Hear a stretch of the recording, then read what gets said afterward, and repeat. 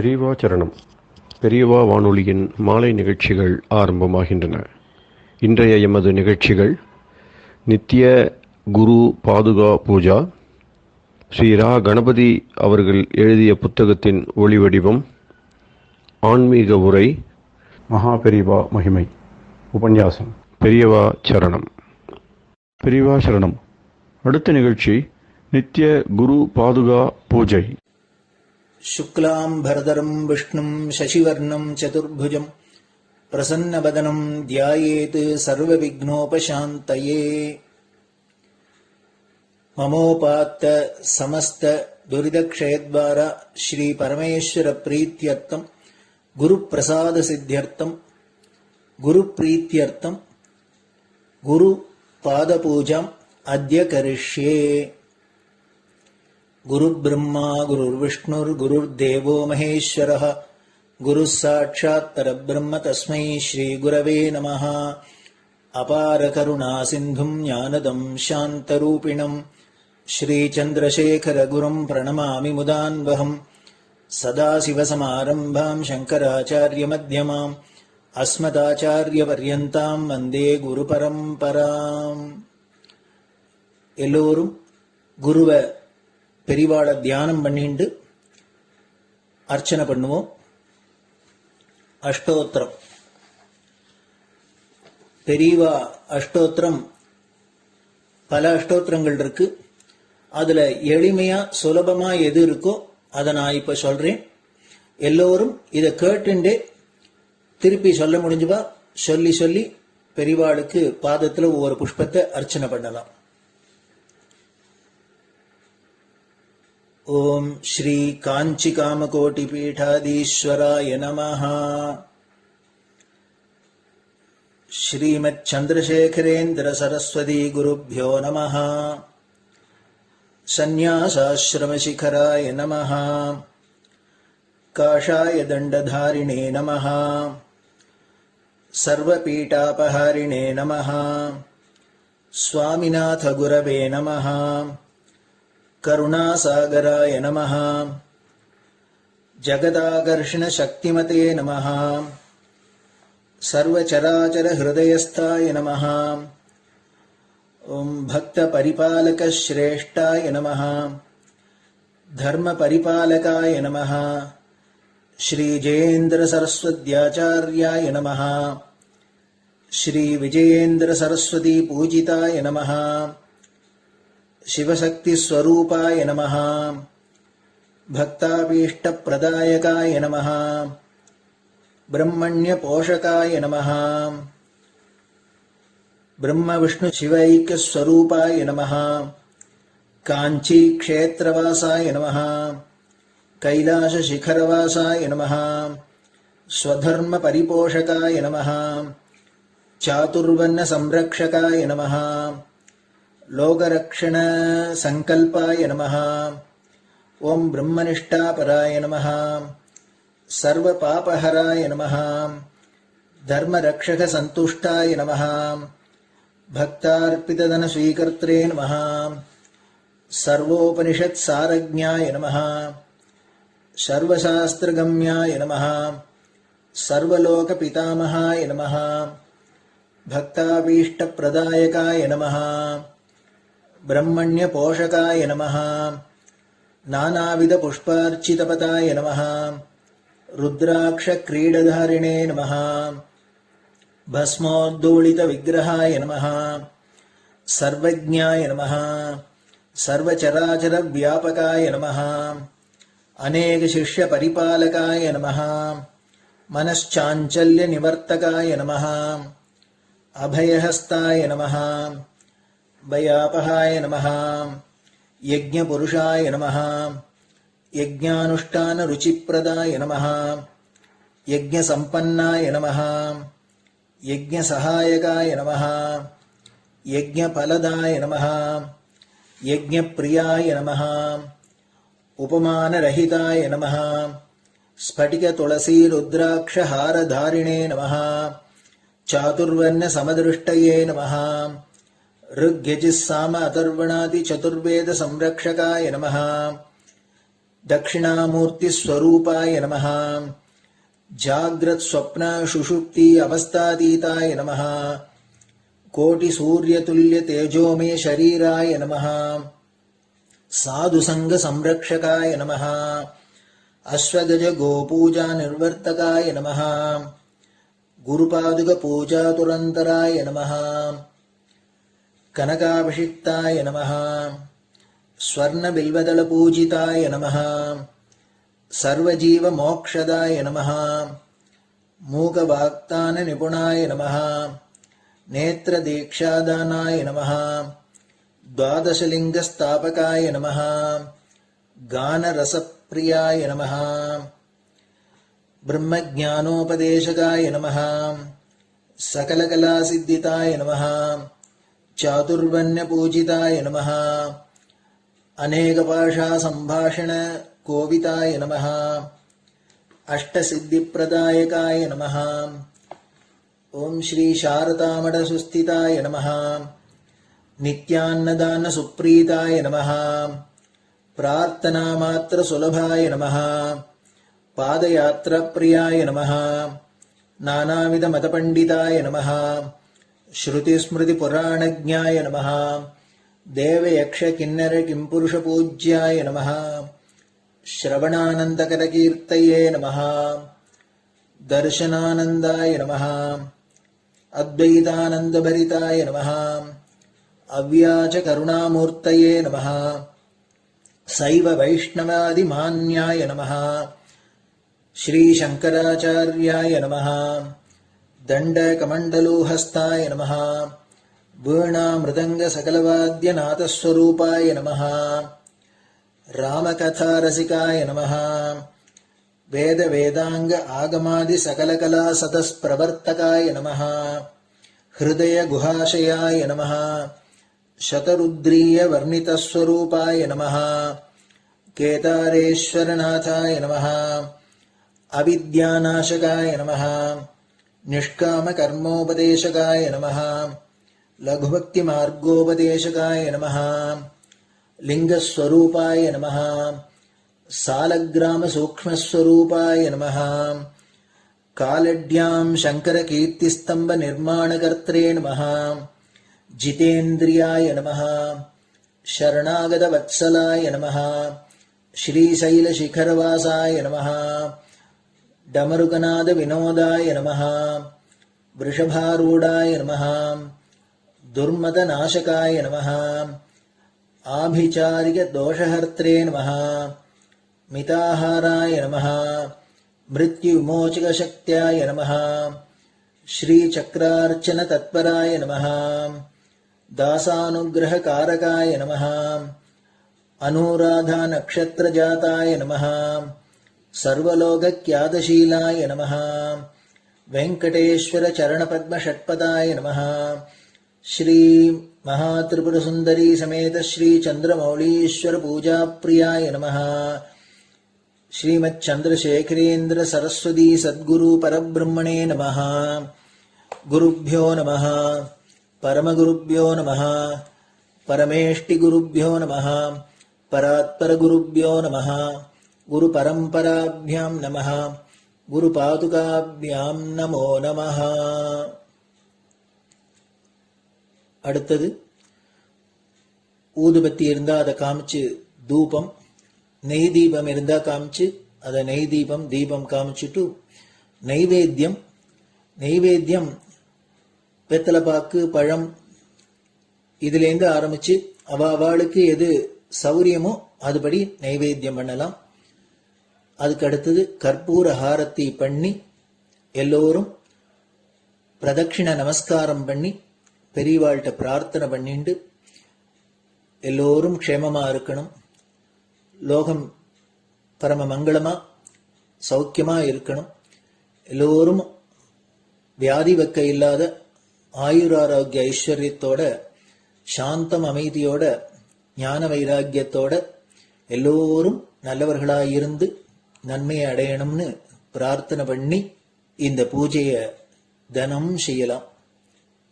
குரு பிரம்மா குருர் விஷ்ணுர் குருர் தேவோ மகேஸ்வரः குரு சாட்சாத் பரபிரம்ம தஸ்மை ஸ்ரீ குரவே நமஹ. அபார கருணா சிந்தும் ஞானதம் சாந்தரூபிணம் ஸ்ரீ சந்திரசேகர குரும் பிரணமாமி முதான்வகம். சதாசிவசமாரம்பாம் சங்கராச்சாரிய மத்யமாம் அஸ்மதாச்சாரிய பர்யந்தாம் வந்தே குரு பரம்பராம். குரு பாத பூஜை நிறைவடைஞ்சது. பெரியவா சரணம். பெரியவா சரணம். பெரியவா வானொலியில் நேயர்கள் அடுத்து கேட்க இருப்பது ஸ்ரீ ரா கணபதி அவர்கள் எழுதிய புத்தகத்தின் ஒளி வடிவம். அளிப்பவர் ஸ்ரீமதி உமா சங்கர் அவர்கள். தேனினும் இனிய சொல்லான் தீச்சுடர் மேனி கொண்டான் ஊனுயிர்க்குயிரதான ஒன்றினைக் கலந்து நின்றான் ஏனினிக் கவலை நெஞ்சே இன்றுனக் அருள் செய்தான் இஞ்ஞானவான் காமகோட்டி நாதனை நம்புவோமே. ஜெய ஜெய சங்கர ஹரஹர சங்கர. மகாபெரியவாளின் உபன்யாசங்களை ரா கணபதி அண்ணா தெய்வத்தின் குரல் என்ற பெயரில் 7 பாகங்களாக தொகுத்து நமக்கு அளித்ததில் முதல் பாகத்தின் அடுத்த பகுதி நவராத்திரி நாயகியர். நவராத்திரியில் பராசக்தியான துர்கா பரமேஸ்வரியையும் மகாலட்சுமியையும் சரஸ்வதி தேவியையும் பூஜிக்கிறோம். 3 மூர்த்திகளாக சொன்னாலும் 33 கோடி மூர்த்திகளாக சொன்னாலும் அத்தனையாகவும் இருப்பது ஒரே பராசக்திதான். இந்த உண்மையைத்தான் லலிதா சகஸ்ரநாமம் பரதேவதையை வர்ணிக்கும் போது அவளே சிருஷ்டி செய்பவள், சிருஷ்டிகர்த்ரி பிரம்மரூபா, அவளே பரிபாலனம் செய்பவள் கோப்த்ரி கோவிந்த ரூபிணி, அவளே சம்ஹாரம் செய்பவள் சம்ஹாரிணி ருத்ரரூபா என்று சொல்கிறது. லலிதையாக துர்க்கையாக இருக்கிற பராசக்தி தான் மகாலட்சுமியாகவும் சரஸ்வதியாகவும் இருக்கிறது. லக்ஷ்மி அஷ்டோத்தரத்தில் பிரம்ம விஷ்ணு சிவாத்மிகாயை நமகா என்று வருகிறது. சரஸ்வதி அஷ்டோத்தரத்திலும் இப்படியே பிரம்ம விஷ்ணு சிவாத்மிகாயை நமகா என்று வருகிறது. படைப்பு, காப்பு, அழிப்பு எல்லாம் செய்வது ஒரே சக்திதான் என்று இந்த நாமங்கள் நமக்கு நன்றாக உணர்த்துகின்றன. ஒரே பராசக்திதான் வெவ்வேறு வேஷங்களை போட்டுக்கொண்டு வெவ்வேறு காரியங்களை செய்கிறது. துர்க்கையாக இருக்கிற போது வீரம், சக்தி எல்லாம் தருகிறது. மகாலட்சுமியாகி சம்பத்துக்களை தருகிறது.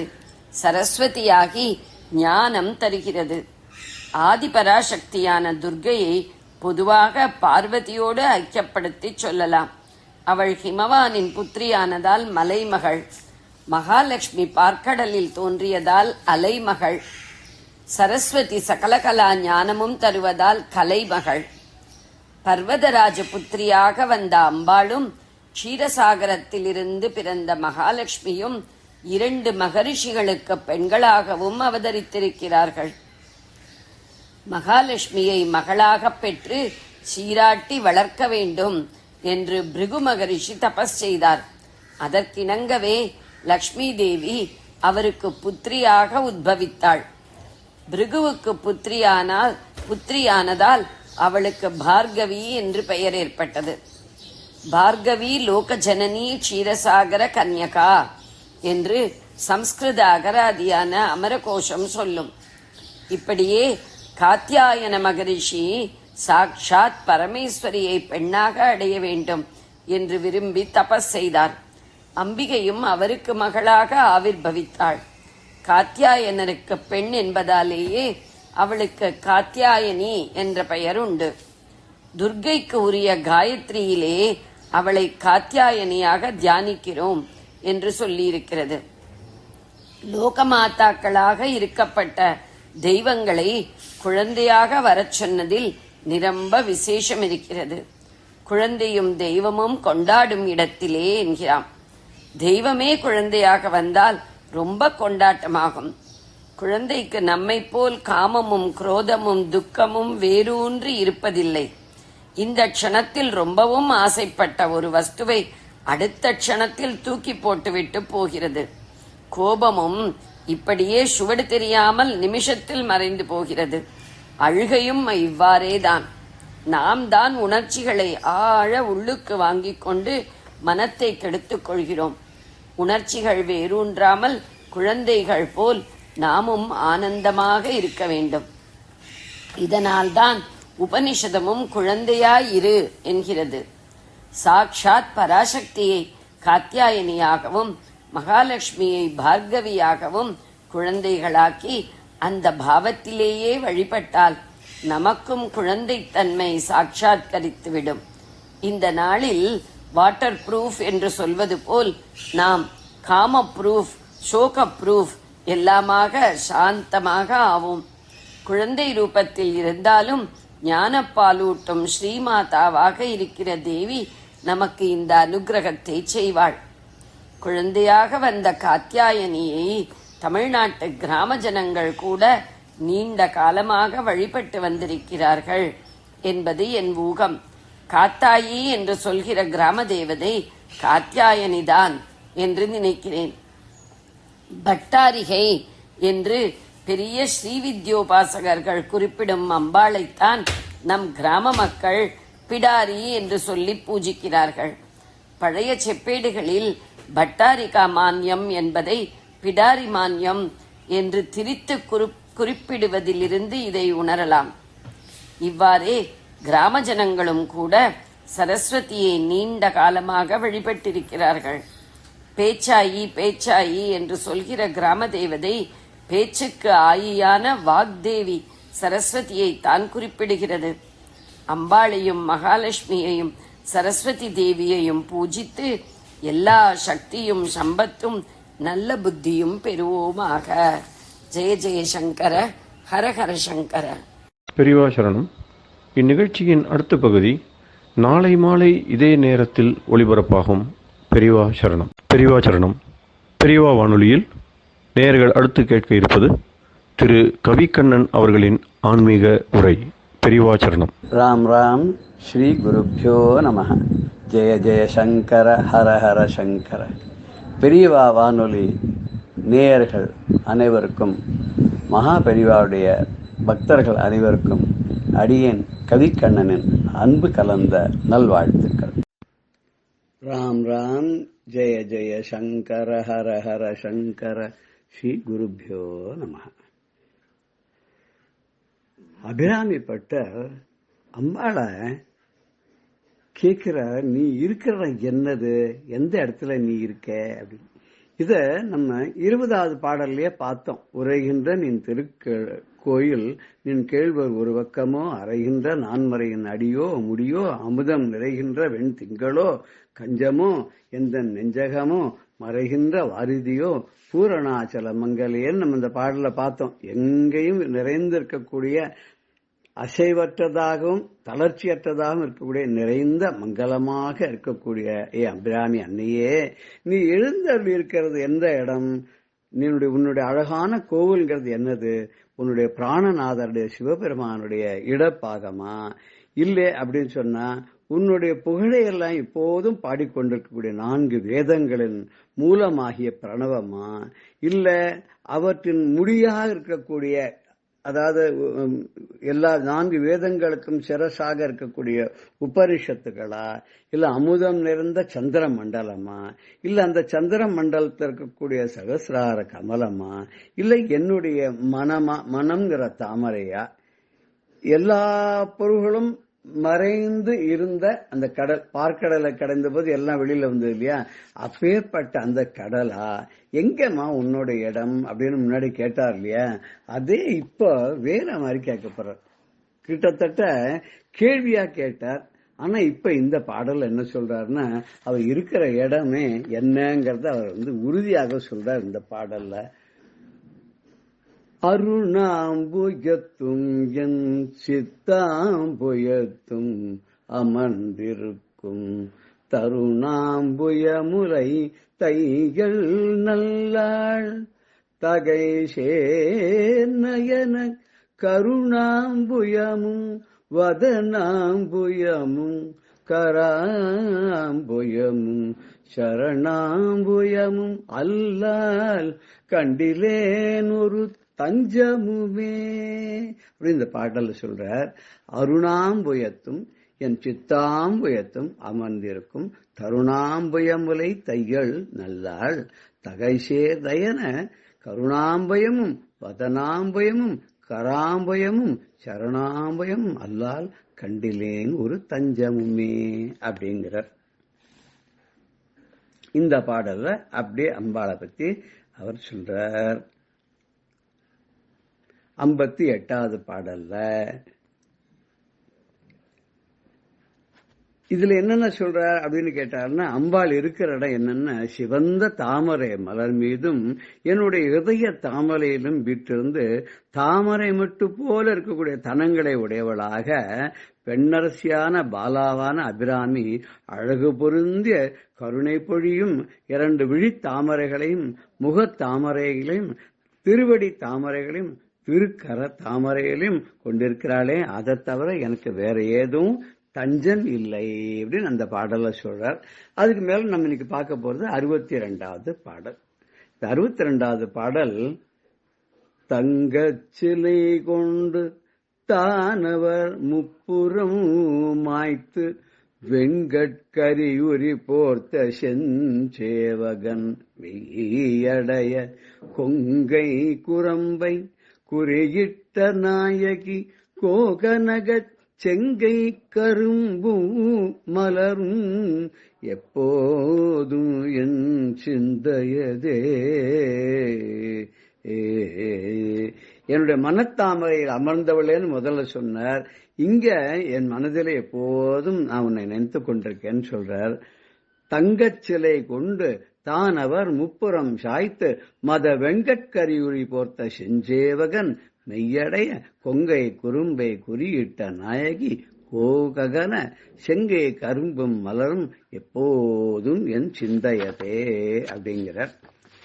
இதுல தங்கச் சிலை கொண்டு அப்படின்னா பொன்மயமான மேருமலையை வில்லாக வளைத்து எடுத்துக்கொண்டு தானவர் முப்புறம் அந்த 3 அசுரர்கள் தங்கக்கோட்டை வெள்ளிக்கோட்டை இரும்பு கோட்டை என்று சொல்லிக்கொண்டு அதில் அமர்ந்து கொண்டு ஊருக்கெல்லாம் இன்னல்கள் கொடுத்த இந்த அசுரர்களை எல்லாம் சாய்த்து அவரெல்லாம் சாம்பலாகும்படியாக தன்னுடைய சிரிப்பினாலேயே அவர்களெல்லாம் பொசிக்க விட்டு ஒரு யானை ரூபமாக வந்த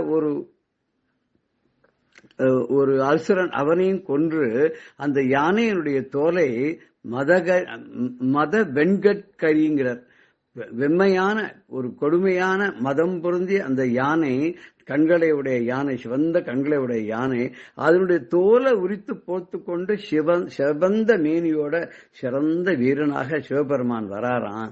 அந்த சிவபெருமான அம்பாள் ஆரத்தி எடுத்து அழைச்சி அப்படியே கட்டிக்கிறாளாம். அவ கட்டின்ற உடனே என்ன ஆறுது அப்படின்னாக்க அவருடைய மார்பினுடைய முத்திரையானது அவருடைய சிவனுடைய மார்புல 15 விடுறதுதான். அம்பாள் தன்னுடைய வளை கையினால் அவரை கட்டின்ற உடனே அந்த வளை கையினுடைய அந்த ஒரு பாதிப்பு பரமேஸ்வரன் மேல முத்திரையாக பதிந்து விடுறதுதான். அப்பேற்பட்ட பொன்மயமான மேருமலையை வெல்லாக கொண்டு அசுரர்களுடைய 3 புறங்களையும் எரித்து சாம்பலாக சேர்ந்து மத யானையை கொண்டு அதனுடைய தோலை தன்னுடைய ஆடையாக உடுத்திக் கொண்டு வரக்கூடிய சிவந்த மேடியுடைய அந்த சிவபெருமான் சிறந்த வீரன் அவனுடைய அவரை வரவேற்று அவரை கட்டி கொண்ட உடனே அவருடைய திருமேனி முழுக்க தன்னுடைய ஸ்தனபாரத்தினால் செய்யப்பட்ட அடையாளங்களை உடைய காமாட்சி அன்னை இருக்காளே, அவருடைய தாமரை போன்ற சிவந்த திருக்கரங்கள்ல ஏந்தி இருக்கக்கூடிய கரும்பும் வில்லும் மலர் அம்புகளும் எப்போது என் மனதில் தங்கிக் கொண்டிருக்கிறது.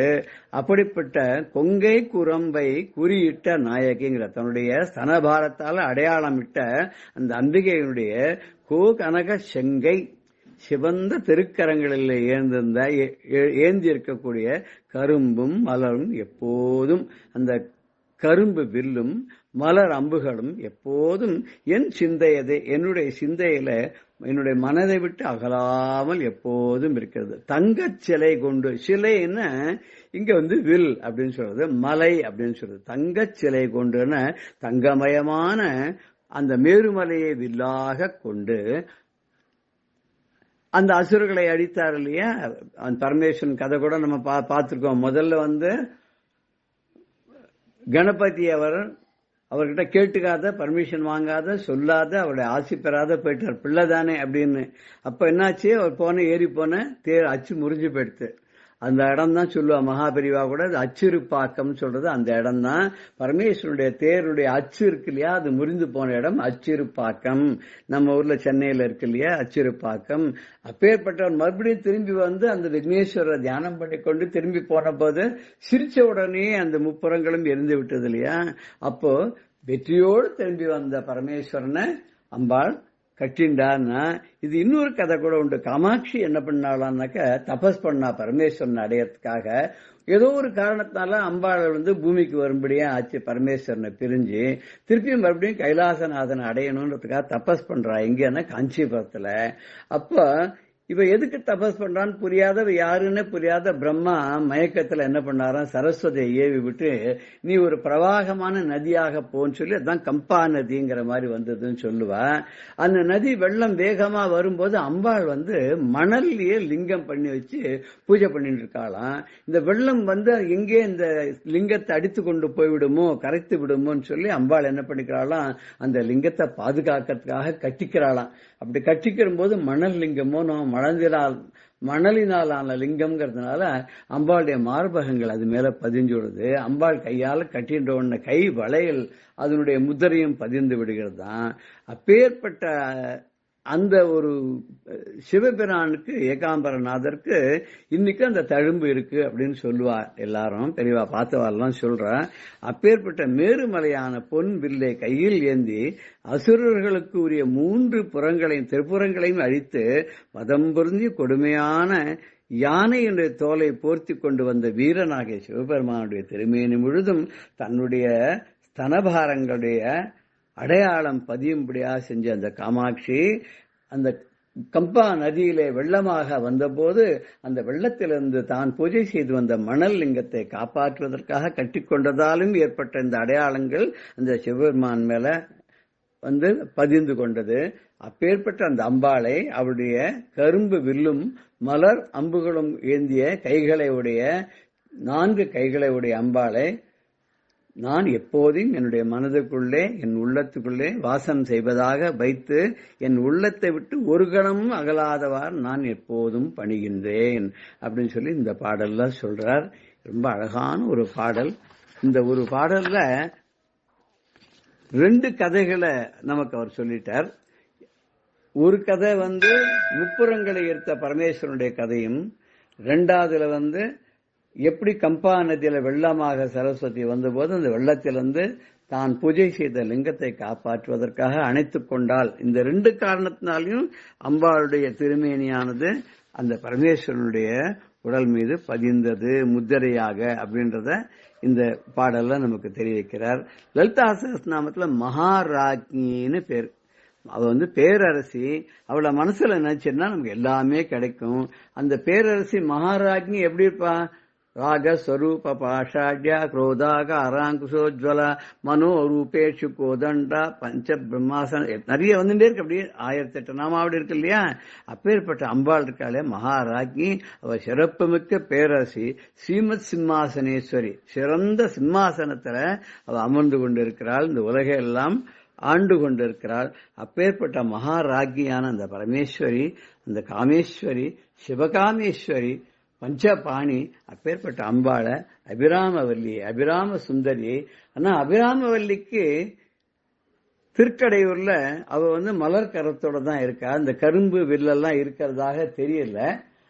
ஆனா இவர் அம்பாளை எப்பவும் தியானம் பண்ணும்போது லலிதா சஹஸ்ரநாமத்திலே ஊறி போனவர் இல்லையா. ஆனால் எப்போதும் லலிதா சஹஸ்ரநாமத்தையே நினைத்து கொண்டிருக்கிறதுனாலையும் அம்பாளை ஜோதி ஸ்வரூபமாக வழிபடுவதனாலையும் முக சந்திர மண்டலமாக அவளை நினைத்து வழிபடுவதனாலையும் எப்போதும் அவருக்கு மனதுக்கு உள்ளே அம்பாள் அப்படி ஒரு காட்சி கொடுத்துருக்க.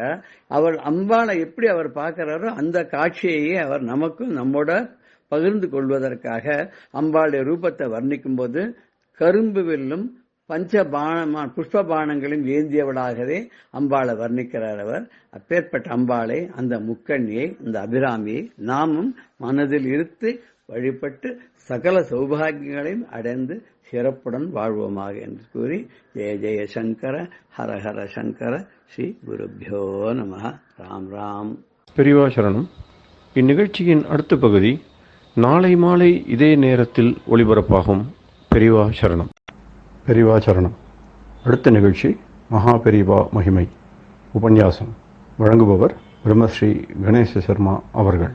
அபார கருணா சிந்தும் ஞானதம் சாந்தரூபிணம் ஸ்ரீ சந்திரசேகரகுரும் பிரணமாமி முதான்வகம்.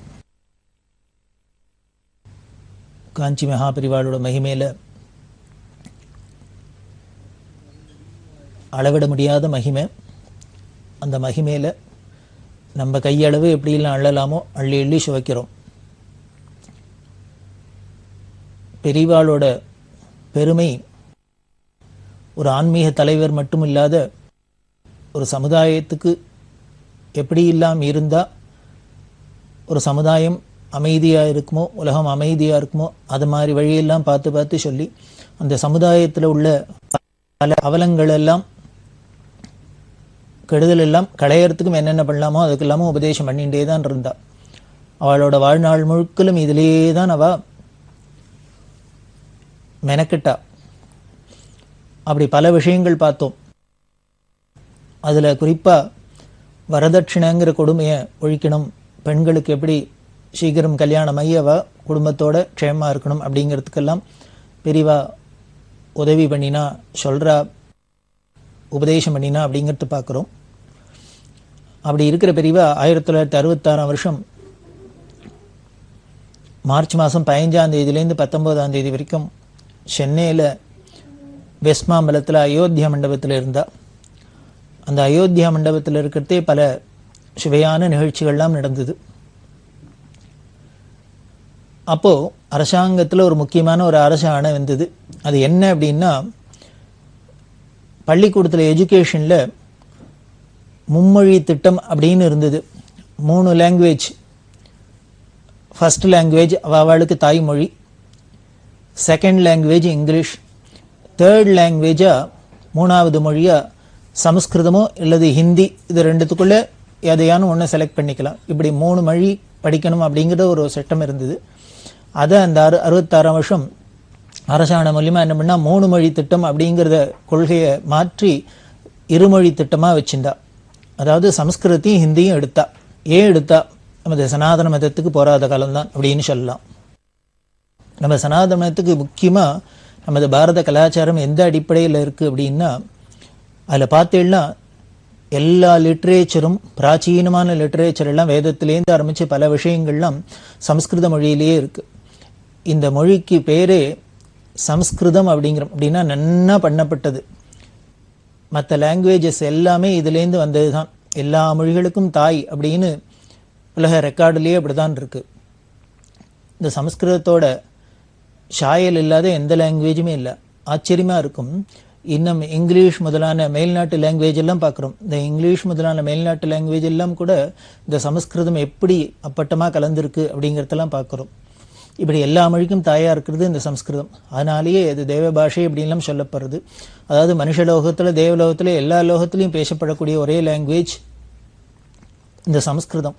இந்த சமஸ்கிருதத்தில் நமது கலாச்சாரத்துக்கு உண்டான எல்லா லிட்ரேச்சரும் எல்லாம் இருந்தது. ஆனால் அரசாங்கம் அந்த சமஸ்கிருத லாங்குவேஜை எடுத்துட்டா பள்ளிக்கூடத்துலேருந்து. அது ஒரு பெரிய நஷ்டம். அதாவது பார்த்தீங்கன்னா இந்து மதத்தில் ஹிந்துஸாக இருக்கிறவாளுக்கு பல பேருக்கு என்ன, குறிப்பாக குழந்தைகளுக்கு எல்லாருக்குமே அந்த மதத்தை பற்றின சம்பந்தமான நூல்களோ மத கோட்பாடோ அதில் உள்ள விஷயங்களோ ஒன்றுமே தெரியாது இருக்குது. காரணம் லாங்குவேஜே இல்லாத போயிடுது. எல்லாம் சமஸ்கிருதத்தில் இருக்குது. அந்த லாங்குவேஜை நாம் படித்து தெரிஞ்சுக்காதனால அதில் உள்ள விஷயங்களையும் நாம் படித்து தெரிஞ்சுக்க முடியாது போயிடுது. அதனாலே மதத்துக்கும் நமக்கும் சம்பந்தம் இல்லாத போயிடுது. இதைத்தான் எதிர்பார்த்துருக்கா. இதை மொழியெல்லாம் ஒழிக்கிறவாள்லாம் இது மாதிரிலாம் விஷயத்தை தான் எதிர்பார்த்து பண்ணியிருக்கா. அதனால் இந்த சமஸ்கிருதங்கிற லாங்குவேஜ் போயிட்டதுனால நமக்கு மத சம்பந்தமான எந்த ஒரு விஷயத்தையோ, மத சம்பந்தம்னே இல்லை, நமக்கு எல்லா லிட்ரேச்சருமே அதில் இருந்ததுனால அதை ஒன்றும் புரிஞ்சுக்க முடியாது போயிடுது. அப்படி சமஸ்கிருதம் எடுத்துட்டதுனால ஹிந்தியும் எடுத்துட்டா. இந்தி எதிர்ப்பு அப்படின்னு தமிழ்நாட்டில் என்ன பண்ணிட்டா, ஹிந்தியும் எடுத்துட்டா. இந்த 2 லாங்குவேஜும் எடுத்ததுனால அந்த 2 லாங்குவேஜையும் போதிக்கிறதுக்குன்னு ஆசிரியர்கள்லாம் இருந்தாலே, சமஸ்கிருத பண்டிட்ஸ், ஹிந்தி பண்டிட்ஸ் எல்லாம் இருந்தாலே, இவ எல்லாருக்கும் வேலைக்கு ஒரு ஆபத்து வந்துருத்து. ஸ்கூல்ல சமஸ்கிருதம் சொல்லித்தர போறதில்ல, இனிமேல் சமஸ்கிருதங்கிற லாங்குவேஜ் கிடையாது, ஹிந்திங்கிற லாங்குவேஜே கிடையாதுன்னா அப்புறம் அதை சொல்லித்தரத்துக்கு டீச்சர்ஸ் எல்லாம் என்ன பண்ண போறது? அவளை வச்சுன்னு என்ன பண்றது? அதனால இந்த ஹிந்தி பண்டிட், சான்ஸ்கிரிட் பண்டிட்ஸ்க்கெல்லாம் வேலை இழக்கிற ஒரு பெரிய அபாயம் ஏற்பட்டது. அதுல என்ன பண்ணினா, ரொம்ப சீனியரா இருந்த பண்டிட்ஸ் எல்லாம் மட்டும் வேற ஏதானும் வேலைக்கு அவளை டிரான்ஸ்ஃபர் பண்ண, பள்ளிக்கூடத்திலேயே வேற ஏதானும் ஒரு உத்தியோகத்தை கொடுக்கறது, ரொம்ப ஜூனியர்ஸா இருக்கிறவளுக்கெல்லாம் எல்லாரையும் வீட்டுக்கு அனுப்புறது அப்படின்னு ஒரு பெரிய ஒரு கொடுமை நடந்தது. அதுல பாதிக்கப்பட்டவர்ல ஒருத்தர் அடையப்பலம் ராமகிருஷ்ண தீட்சிதர் அப்படிங்கிறவர். இவர் அடையப்பலம் ராமகிருஷ்ண தீட்சிதர் இன்னும் காஞ்சிபுரத்தில் இருக்கார். அப்பைய தீட்சிதர் அப்படின்னு பெரிய மகான், அவரோட வம்சத்தில் வந்தவர். இவர் சான்ஸ்கிரிட் பண்டிட்டா இருந்தார். சென்னையில் ஒரு ஹை ஸ்கூல்ல சமஸ்கிருத கிளாஸ் எடுத்திருந்தார். வாத்தியாரா உபாத்தியாயரா இருந்திருந்தார். இப்போ என்ன ஆயிடுத்து, இவர் சீனியரா இருந்ததுனால இவரை உத்தியோகத்தை விட்டு போக சொல்ல முடியல. இவரை ஒரு எலிமெண்டரி ஸ்கூலுக்கு, ஆரம்ப பள்ளிக்கு, ஏதோ ஒரு எலிமெண்டரி கிளாஸ்க்கு ஏதோ டீச்சரா அனுப்பிச்சா. இது இவருக்கு ரொம்ப மனசு வருத்தமா இருந்தது. ஒரு ஹையர் கிளாஸுக்கு பெரிய மேல் வகுப்புக்கு பாடம் எடுத்துட்டு ஒரு அழிச்சுபடி குழந்தைகளுக்கு போய் பாடம் சொல்லித்தரது அப்படிங்கிறது அவருக்கு ஏதோ ஒரு கௌரவ பிரச்சனையா தோணிருக்கு. பொதுவாகவே அவருக்குன்னு இல்லை, பல பேருக்கு தோணலாம். நம்ம ஒரு மேல் பதவியில இருந்துட்டு அதை விட கீழே இறங்கி ஒரு பதவிக்கு வரணும் அப்படின்னா நமக்கு கொஞ்சம் மனசுல தயக்கம் இருக்கும், வருத்தம் இருக்கும். அவர் என்ன பண்ணினார், யோஜனை பண்ணியிருந்தார். போய் அந்த ஆரம்ப பள்ளியில போய் சேராதே இருந்தார், தயக்கமா இருந்தார். அப்படி இருக்கிறதே அவரோட ஃப்ரெண்டு கோகுலா அப்படின்னு ஒரு ஃப்ரெண்டு, இந்த கோகுலா, ராமகிருஷ்ண தீட்சை எல்லாருமே பெரியவாள்கிட்ட ரொம்ப பக்தி உள்ளவா, அடிக்கடி பெரியவா தரிசனத்துக்கு வருவா. அப்போ என்ன பண்ணினார், இந்த நண்பர் கோகுலாங்கிற பெரியவா தரிசனத்துக்காக போனார். பெரியவா தரிசனத்துக்கு போகிறதே ராமகிருஷ்ண தீட்சரை கூப்பிட்டார். ராமகிருஷ்ணா, நான் போகிறேன் பெரியவா தரிசனத்துக்கு, நீனு வரையா அப்படின்னு. உடனே அவர் சொன்னார், ராமகிருஷ்ணன் சொன்னார், எனக்கு இப்போ மனசு சரியில்லைப்பா, நான் வரல இப்போ அப்படின்னு விட்டார். சரி, கோகுலா பாட்டுக்கு போயிட்டார். போய் பெரியவாளை தரிசனம் பண்ணுறதே பெரியவா கேட்டா, ஏன் ராமகிருஷ்ணன் வரலையான்னா. எப்பொழுது நீங்கள் 2 பேரும் சேர்ந்து தானே வருவேள், ஏன் இப்போ அவனை காணும், நீ மட்டும் தனியாக வந்திருக்க, ஏன் அவன் வரல அப்படின்னு கேட்டான். உடனே கோகுலா சொன்னார், நான் வரத்தை கூப்பிட்டேன், என்னமோ தெரில, அவருக்கு இது மாதிரி அரசு ஆணையில் வந்துருத்து, இந்த உத்தியோகத்தில் கீழே இறக்கிவிட்டா, அதனால அவர் மனசு தாபமாக இருக்கார், வருத்தப்பட்டு இருக்கார், அதனால வரத்துக்கு அவருக்கு சௌரியப்படலை, வரலன்னு சொல்லிட்டார். நான் கூப்பிட்டேன் ஆனால் வரலன்னு சொல்லிட்டார் அப்படின்னு. இப்படி சொன்னோன்னு, ஏன் அவனுக்கு என்ன மனசு சரியில்லை அப்படின்ட்டு பெரியவா சொன்ன ஆரம்பிச்சா விஷயத்தை சொன்னார். அவர் பெரிய மேல் வகுப்புக்கு கிளாஸ் எடுத்திருந்தாலும் இப்போ எலிமெண்ட்ரி ஸ்கூலில் ஆரம்ப பள்ளியில் கொண்டு போட்டிருக்கா, அதனால அவருக்கு மனசு சரியில்லை அப்படின்னா பெரியவா சொல்றா, அவன் பெரிய அப்பைய தீட்சிதர் வம்சத்தில் வந்தவன். அப்பைய தீட்சிதரை பற்றி உனக்கு தெரியும், பெரிய மகானவர். சாஸ்திரங்களில் சொன்ன எல்லா யாகங்களையும் பண்ணியிருக்கார், சம்பூர்ணமாக பண்ணினவர். 104 கிரந்தங்களை எழுதினவர். பெரிய விஷயங்களா எல்லாம் பிலாசபியிலெல்லாம் எல்லா விஷயத்திலையும் 104 கிரந்தங்களுக்கு மேலே எழுதியிருக்கார். அப்பேற்பட்ட மகாவித்வான், பரமபக்தர். சிவபக்தினா அப்படி ஒரு சிவபக்தி அவருக்கு. இப்படி இல்லாத அந்த மகான் அப்பைய தீட்சருக்கு ஒரு நாளைக்கு ஒரு சந்தேகம் வந்தது. என்ன அப்படின்னா, நாம் ஏதோ பக்திமான் அப்படின்னு நினைச்சுட்டு இருக்கோம், பரமேஸ்வரன் பக்தி இருக்குன்னு நினைச்சுக்கிறோம்.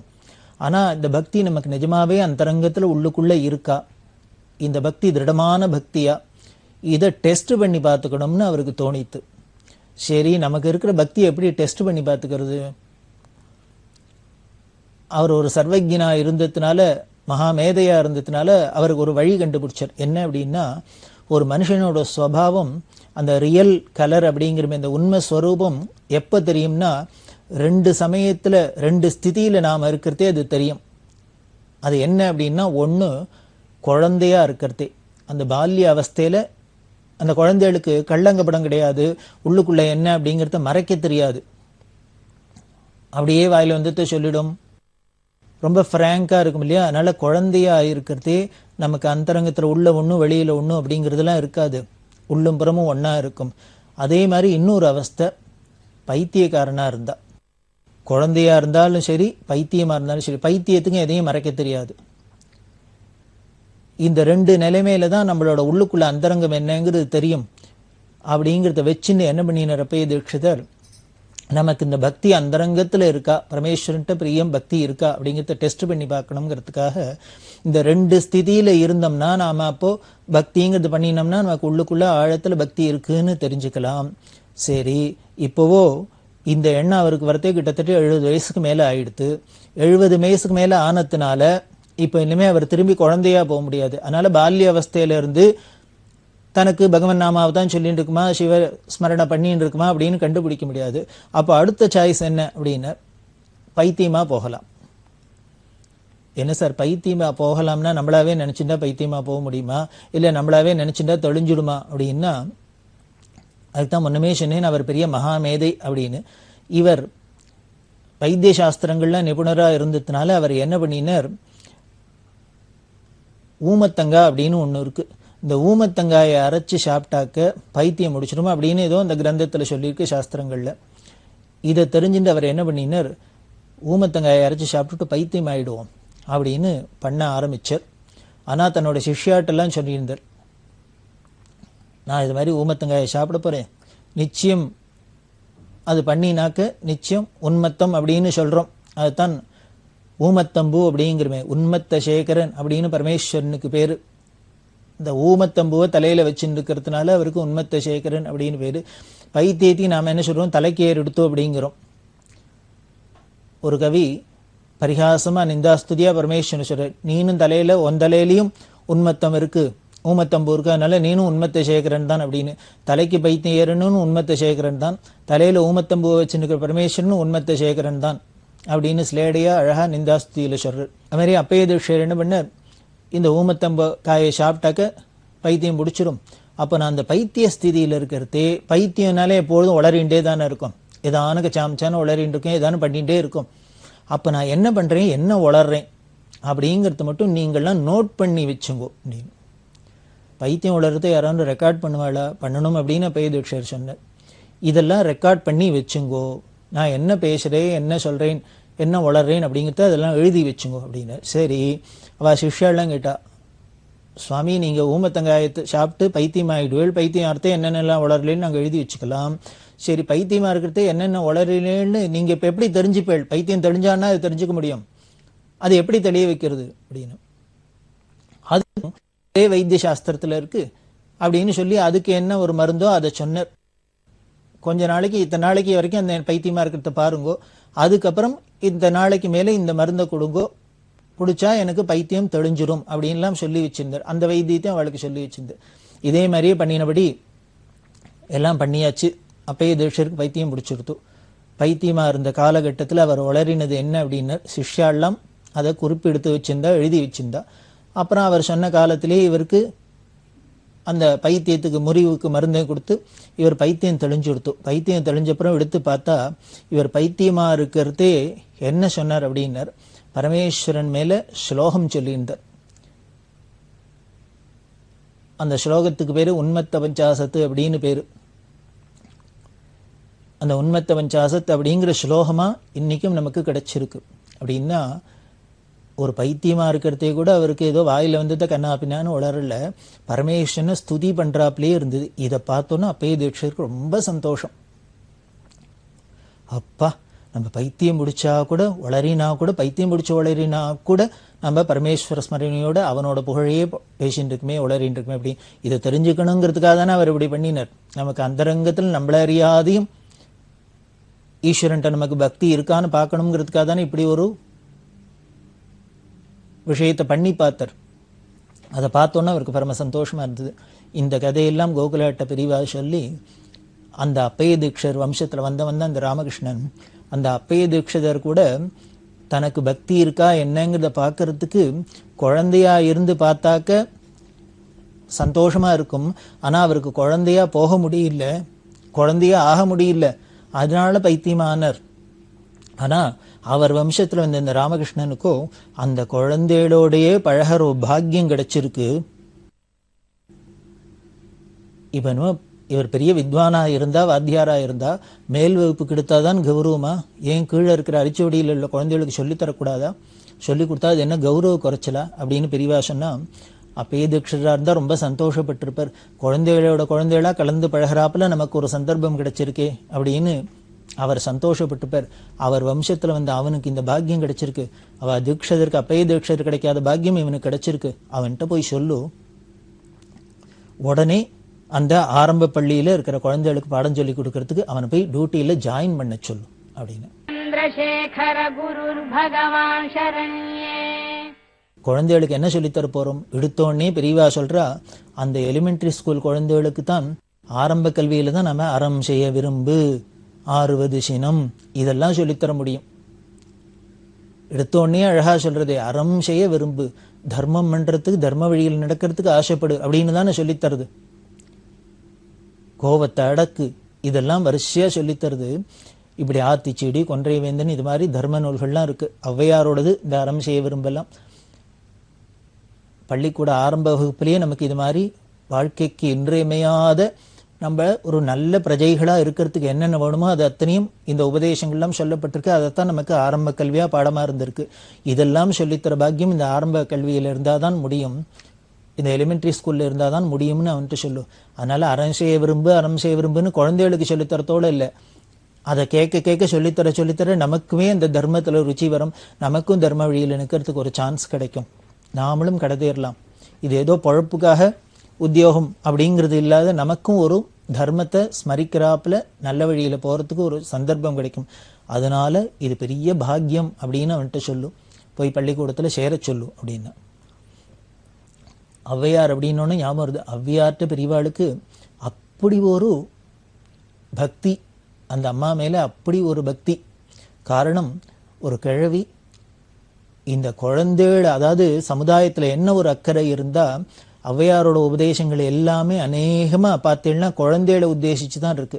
அதாவது எல்லா இடத்துலையும் ஒன்று சொல்லுவா, ஒவ்வொருத்தர் என்ன பண்ணுவா, ஆடியன்ஸை வந்து டார்கெட் ஆடியன்ஸ் அப்படின்பா. இந்த டார்கெட் ஆடியன்ஸ் ஔவையாருக்கு யாருன்னு, சின்ன குழந்தைகள் தான், சமுதாயத்தில் உள்ள குழந்தைகள் தான். சமுதாயத்தில் உள்ள குழந்தைகளை நாம சின்ன வயசுலயே சரிப்படுத்திட்டோம் அப்படின்னா, 5லயே அந்த குழந்தைகளுக்கு நல்ல பழக்கம் வந்துடுத்துனா, அப்புறம் அது 50 ஆனாலும் சரி, 500 ஆனாலும் சரி, 5000 ஆனாலும் சரி, எத்தனை நாள் ஆனாலும் சரி, அவளுக்கு அது அப்படியே தர்மமே பிடிபற்றும், அந்த நல்ல பழக்கமே வந்துடும்ங்கிறதுனால தான் ஔவையார் குழந்தைகளுக்கே உபதேசமா பண்ணியிருந்தா. அதனால இந்த குழந்தைகளை உத்தேசிச்சு இந்த அம்மா பண்ணியிருந்ததுனால சமுதாயத்துல என்ன இருக்கிற அந்த அஸ்திவாரமா இருக்கிற அந்த குழந்தைகள்லாம் நல்ல பிரஜைகளா ஆயிடுத்துனா, பிற்காலத்துல அவளே எங்க இருந்தாலும், எந்த ஸ்திதியில இருந்தாலும், என்ன பொசிஷன்ல இருந்தாலும் அவ நல்லவாளா தான் இருப்பா அப்படிங்கிற ஒரு தீர்மானத்துல ஔவையார் குழந்தைகள்கிட்டயே கான்சென்ட்ரேட் பண்ணியிருந்தா அப்படின்னு பெரியவா ஔவையார் மேல ரொம்ப பிரியம். அதே மாதிரி வயசான கழவியா இருந்தா கூட ஒரு இடத்துல உட்காராத இந்த தேசம் முழுக்கலும் சுத்தி இருக்கா.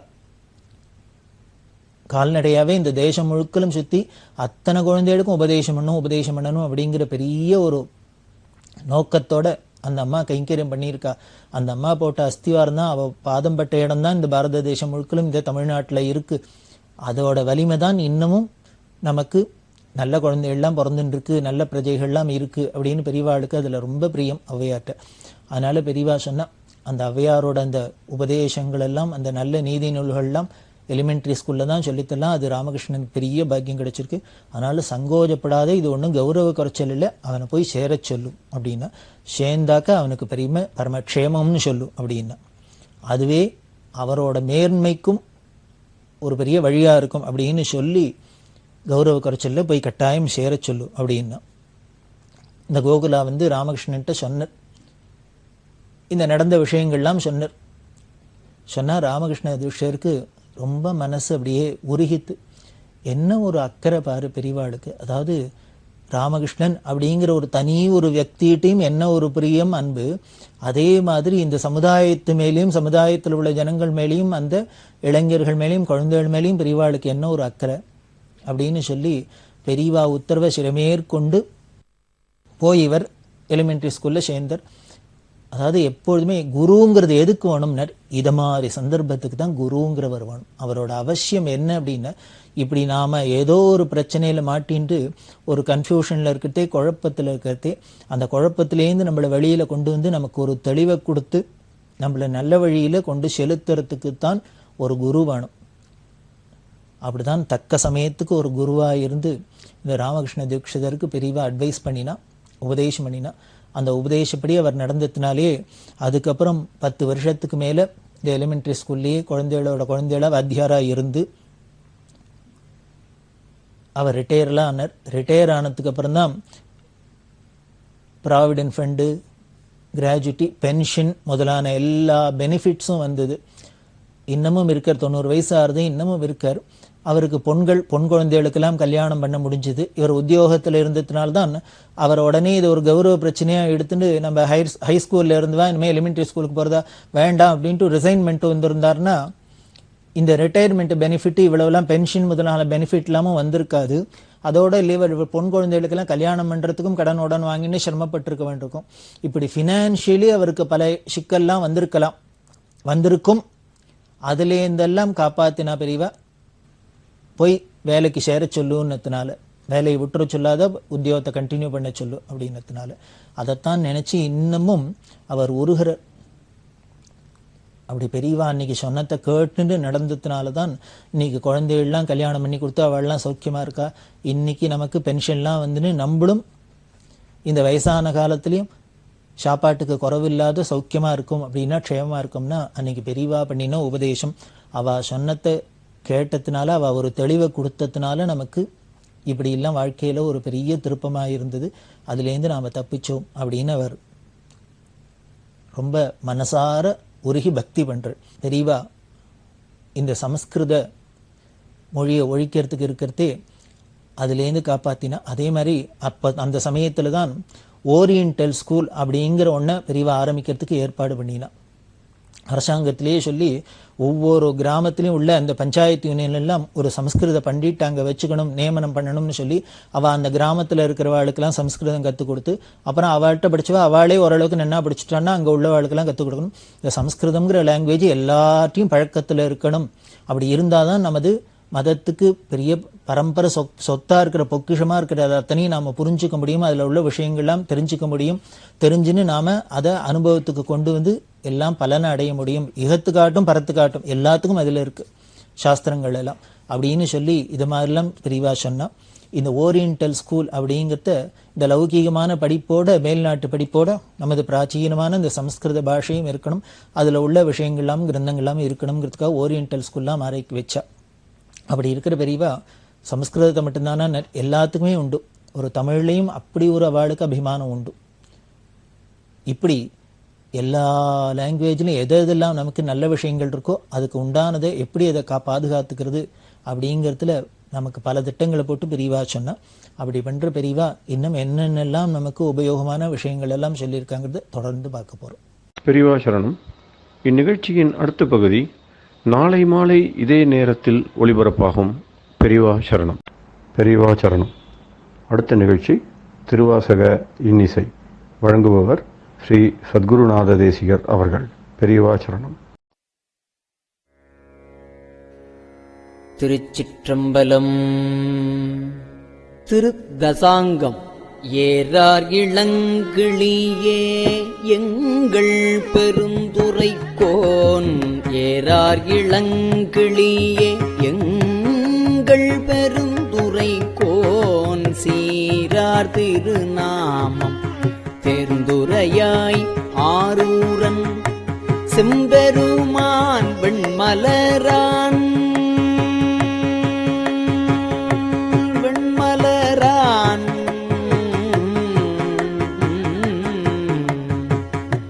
செம்பெருமான் வெண்மலரான் பார்க்கடலான் செப்புவ போல் எம்பெருமான் தேவர் வீரான் என்று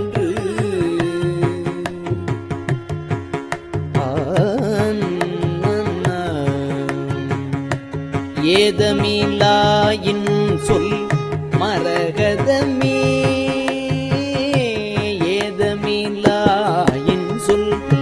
மரகதமே ஏழ்பொழிக்கும் நாதன் நம்மை ஆளுடையான் நாடுரையாய் காதலவர்க்கு அன்பு ஆண்டு மீளா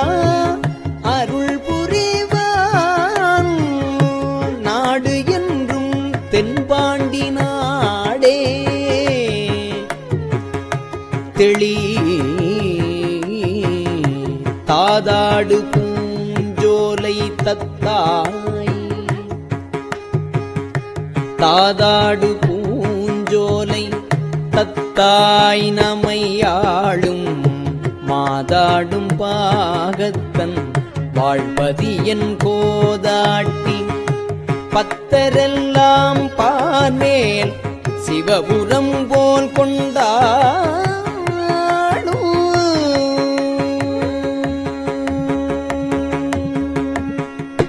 தாதாடு பூஞ்சோலை தத்தாய் நமையாளும் மாதாடு பாகத்தன் வாழ்பதியன் கோதாட்டி பத்தரெல்லாம் பார்மேல் சிவபுரம் போல் கொண்டாடும் உத்தர கோச மங்கை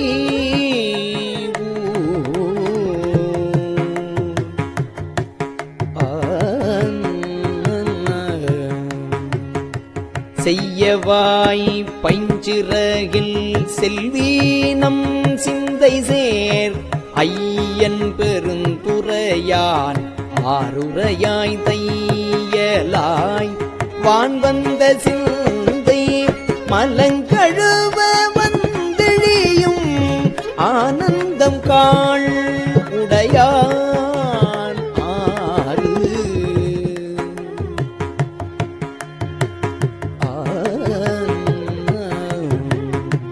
கிஞ்சுகவாய் அஞ்சுகமே கிஞ்சுகவாய் அஞ்சுகமே கேடில் பெருந்துரை கோல் மஞ்சன் மருவும் மலை பகராய் கிஞ்சுகவாய் அஞ்சுகமே கேடில் பெருந்துரை கோன் கிஞ்சுகவாய் அஞ்சுகமே கேடில் பெருந்துரை கோன் மஞ்சன் மருவும் மலை பகராய் நெஞ்சத்து இருளகல வாழ்வீசி இன்பமருமுத்தி அருளுமலை என்பது காண் ஆய்ந்து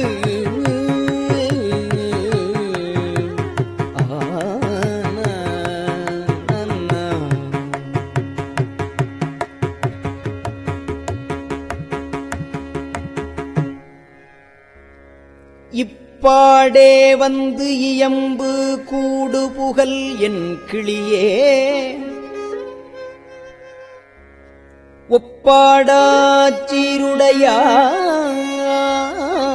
ஒப்பாடாச்சீருடையான் இப்பாடே வந்து இயம்பு கூடு புகழ் என் கிளியே ஒப்பாடா சீருடையான் ஊர்வது என்னே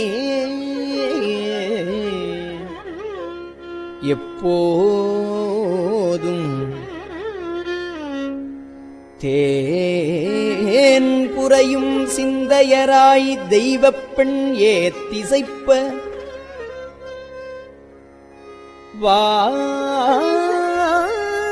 வான் புரவி ஊரும் மகிழ்ந்து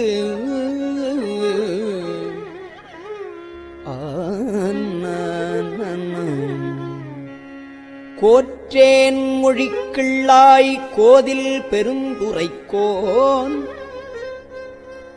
மாற்றாரை வெல்லும் படை பகராய்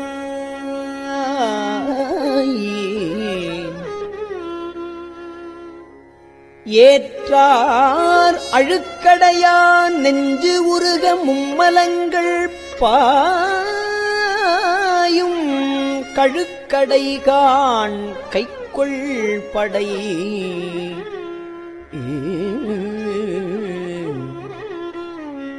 இன்பால் மொழிக்கிள்ளாய் எங்கள் பெருந்துரைக்கோன் இன்பால் மொழிக்கிள்ளாய் எங்கள் பெருந்துரைக்கோன் முன்பால் முழங்கும் முரசு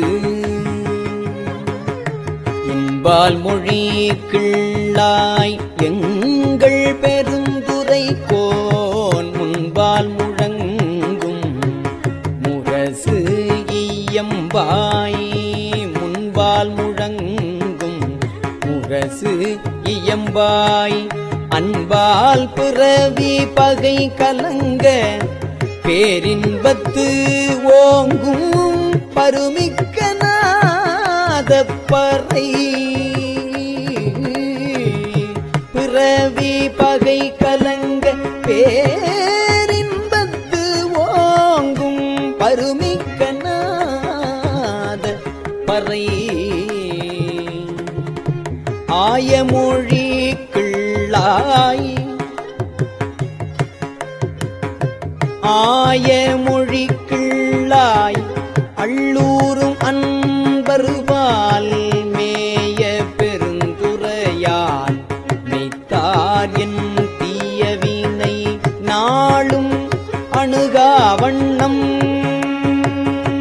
தீயவினை நாளும் அணுகா வண்ணம் நாயேனையாளுடையான் தாளி அருகாம் உவந்தார் நாளும் அணுகா வண்ணம் நாளும் அணுகா வண்ணம் நாயேனையாளுடையான் தாளி அருகாம் உவந்தார் தாளி அருகாம் உவந்தார் சோலை பசுங்கிளியே தூநீர் பெருந்துரைக்கோன் சோலை பசுங்கிளியே தூநீர் பெருந்துரைக்கோன் கோலம் பொலியும் கொடி கூறாய் கோலை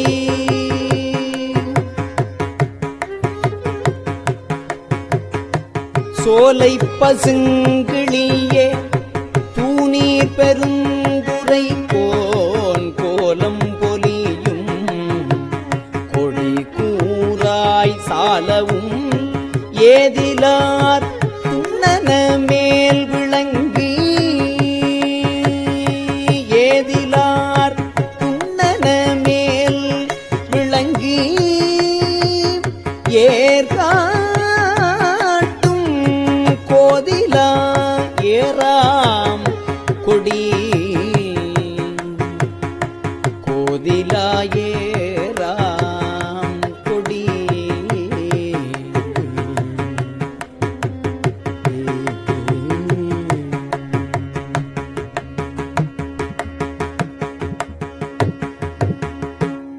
திருச்சிற்றம்பலம்.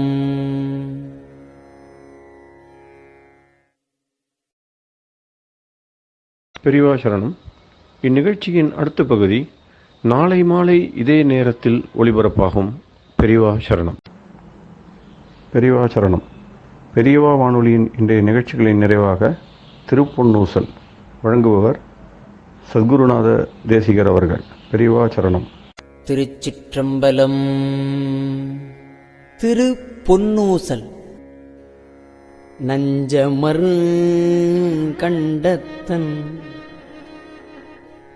அண்டத்தவர் நாதன்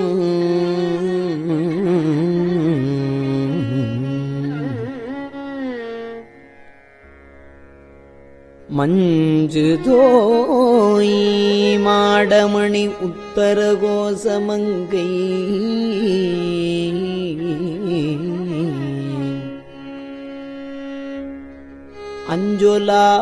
அஞ்சொலாள் தன்னொடும் கூடி அடியவர்கள் நெஞ்சுளே நின்று அமுதம் ஊறி கருணை செய்து துஞ்சல் பிறப்பறுப்பான் தூய புகழ் பாடி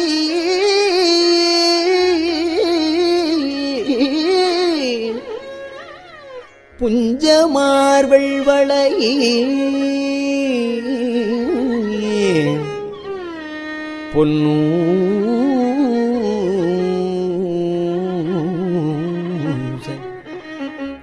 பொன்னூசல் ஆடாமோ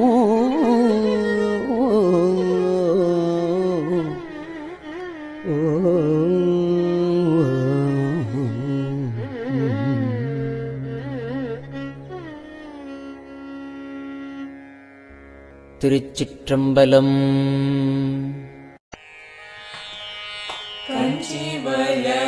காமாட்சி தன் குழந்தாய் சங்கரரே, கஞ்சிவல காமாட்சி தன் குழந்தாய் சங்கரரே, குரு சந்திரசேகரரே, உறங்கிடுவீர்களே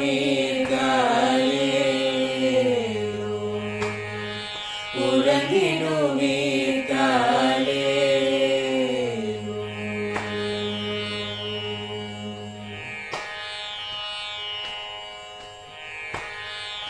ஆதிகுரு சங்கரராய்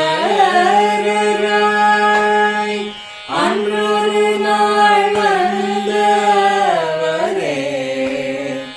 68 பீட்டபதி காலே, ஏழுலகும் பூப்பவரே,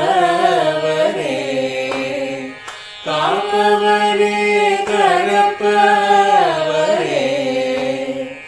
எல்லோர்க்கும் அருள்பவரே, உறங்கிடுவீர்களே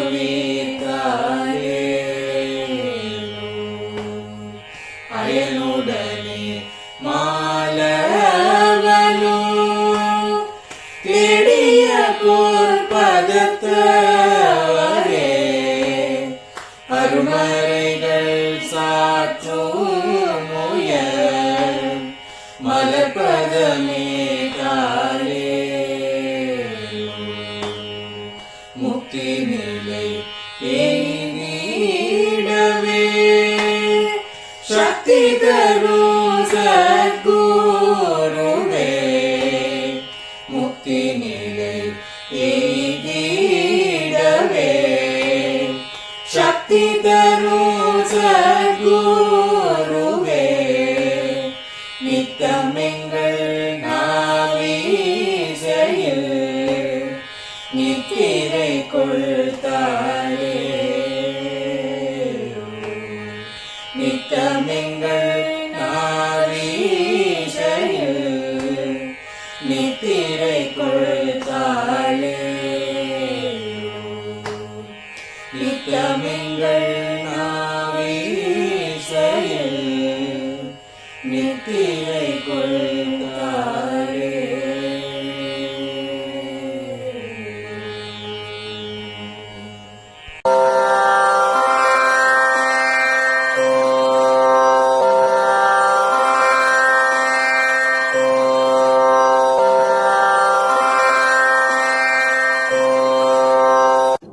பெரியவா சரணம். பெரியவா வானொலியின் மாலை நிகழ்ச்சிகள் இத்துடன் நிறைவடைகின்றன. எமது அடுத்த ஒளிபரப்பு நாளை காலை இந்திய நேரப்படி 6 மணிக்கு துவங்கும். பெரியவா சரணம்.